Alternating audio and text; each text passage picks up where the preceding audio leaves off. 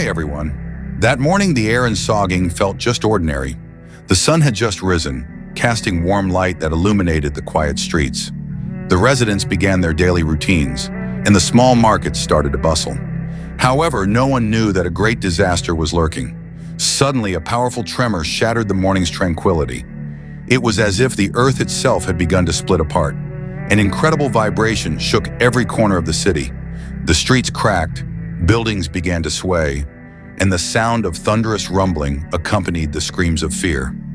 A 7.7 magnitude earthquake struck Soging with unimaginable force. Minon, a man on his way to the market, felt the ground beneath his feet tremble. At first, he thought it was just a large vehicle passing by. However, as the tremors grew stronger, he realized something far more terrifying was happening. The earth shook like waves crashing against a ship, and a deafening rumble echoed from beneath the ground. People around him started running in panic, screaming in fear. Houses shook violently, and windows shattered. Minon ran in search of a safer place, but cracked roads and fallen trees blocked his way. The world seemed to collapse around him in an instant. The peaceful city was transformed into a sea of chaos. Sturdy buildings fell like a house of cards, crushing everything in their path. The terror of the earthquake struck so quickly, yet its impact was overwhelming. The earth continued to tremble, and the sounds of crashing and cries of pain grew deafening. Yet, amid the destruction, there was one extraordinary sight, a sight that seemed to defy the laws of nature.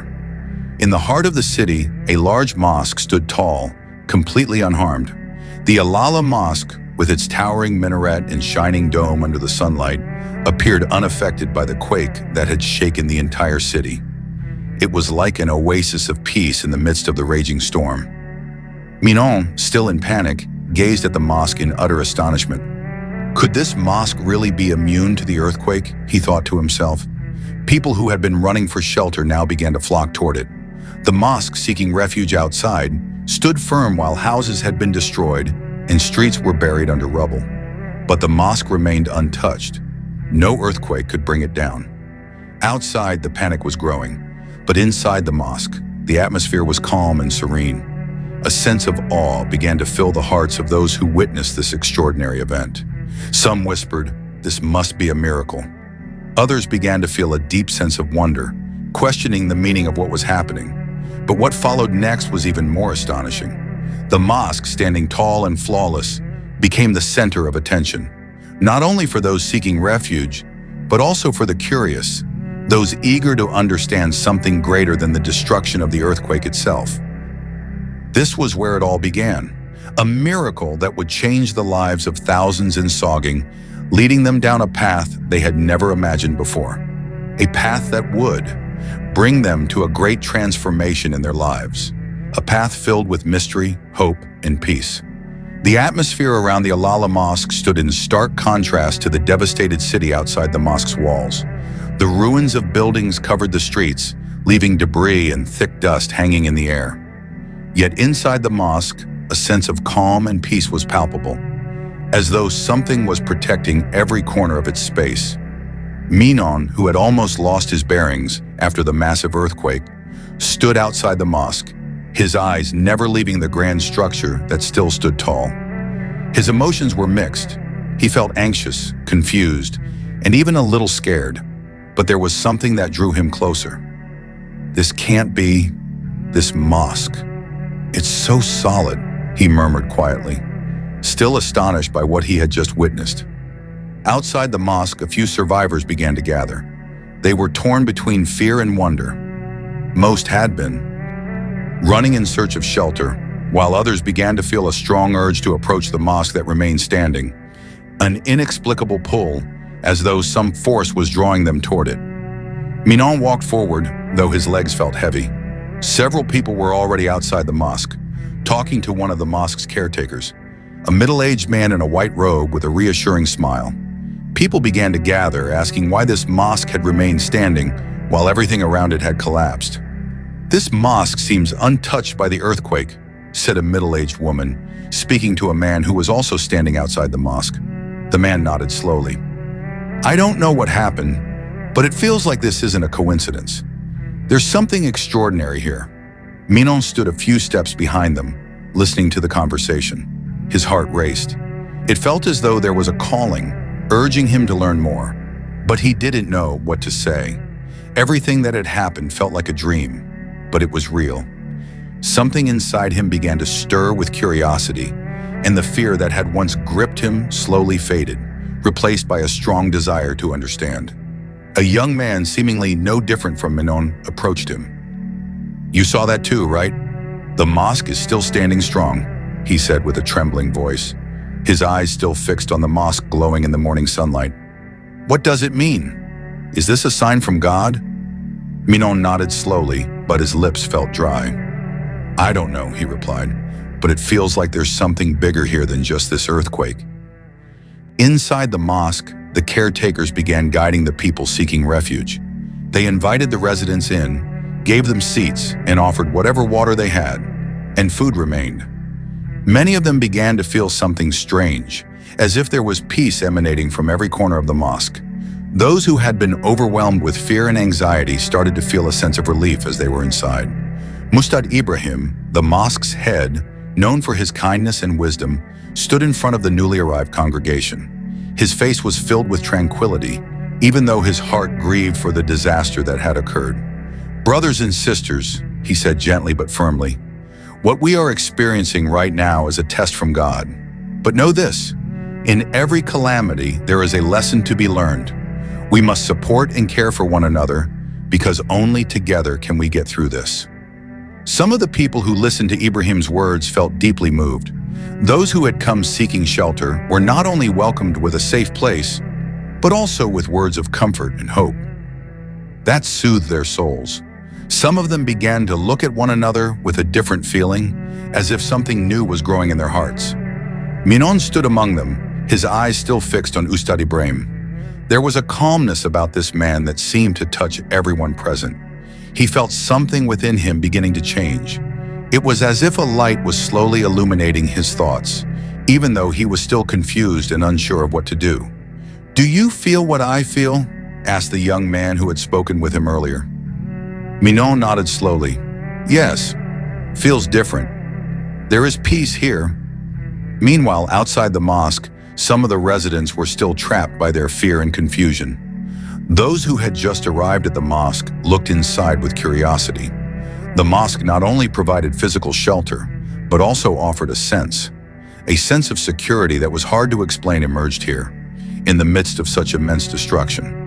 Something greater was beginning to unfold, a story that would lead thousands of people on an unexpected spiritual journey, a journey that began with a miracle that touched their hearts, driving them to search for deeper meaning behind the catastrophic earthquake that had shaken their lives. As the days passed after the devastating earthquake that shook Saging, the tension slowly began to subside. However, even though many felt some relief, the emotional scars from the loss and destruction still ran deep. The survivors, who had once been filled with confusion and fear, now began seeking places to find peace and hope anew. For some, that place was the Alala Mosque. Despite the widespread damage around it, the mosque continued to be the center of attention, drawing people who had never known Islam or had rarely approached it before. The mosque began to feel that something was different. Something was drawing them closer. Minon, who had been compelled by the calmness he first felt when seeing the mosque, returned to the mosque on the second day after the earthquake. Outside, groups of people had gathered, speaking quietly with the mosque's caretakers, who patiently provided explanations. They came with many questions, their eyes filled with curiosity. "Why is this mosque still standing strong while everything else has been destroyed?" asked a young woman, her face still anxious. "Is there some kind of power protecting it?"